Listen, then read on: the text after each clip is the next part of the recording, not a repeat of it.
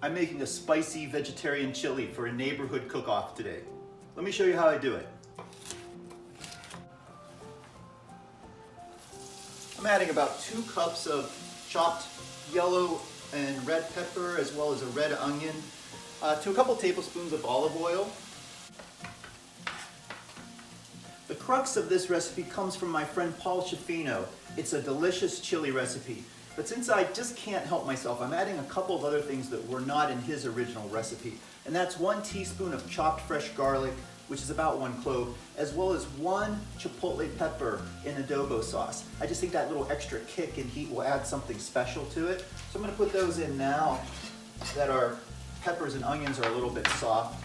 And the other unique ingredient in this recipe is a soy chorizo sausage. This is available at Trader Joe's, but if you don't have access to this, A, you could leave it out, or B, I would replace it with any kind of regular soy crumble. It's not going to be quite as spicy, so you may want to bump up maybe some hot paprika or a little bit more chili powder to match the heat of this. And it's about 12 ounces.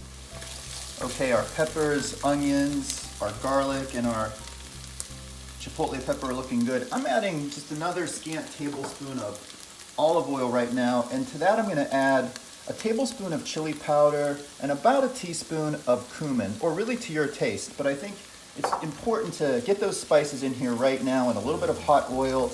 It'll allow them to bloom. And now we'll add in that veggie chorizo that I mentioned, which comes in sort of a plastic casing, so you want to definitely take that out.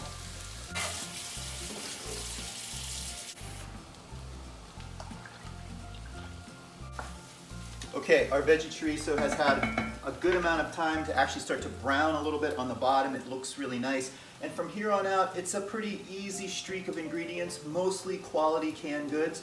We're going to start by adding a 14-ounce can of diced tomatoes, as well as about the same amount of tomato sauce, plus 1 cup of water. In addition, I'm going to add some beans now, a 14-ounce can each of red kidney beans, chickpeas, as well as black beans. And I just rinsed them and drained them of their sort of packing juice all in. And finally, I've had a 10-ounce package of frozen corn, just sort of defrosting. I'm going to add that in as well.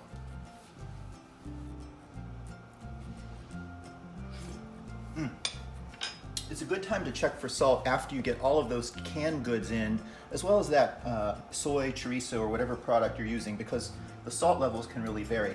I think our chili needs a little bit more salt. I'm adding about a teaspoon of table salt. We want to crank the heat up a bit more, bring it up to a bit of a boil or simmer, and then just let it go for at least half an hour or longer to let all those flavors melt.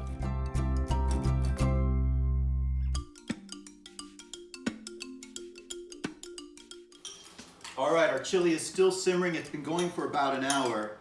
It's very hot temperature-wise, but before I go to our neighborhood event, I want to check it for final seasonings and make sure it tastes great.